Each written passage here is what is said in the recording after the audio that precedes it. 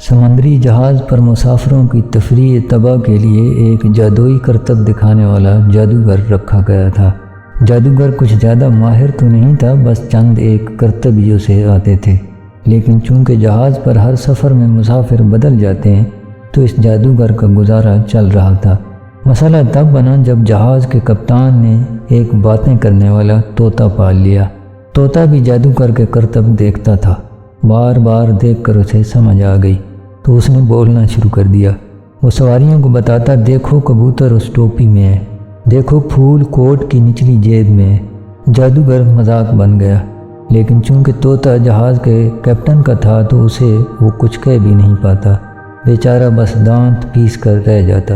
ایک بار جہاز طوفان میں پھنس گیا اور ڈوب گیا۔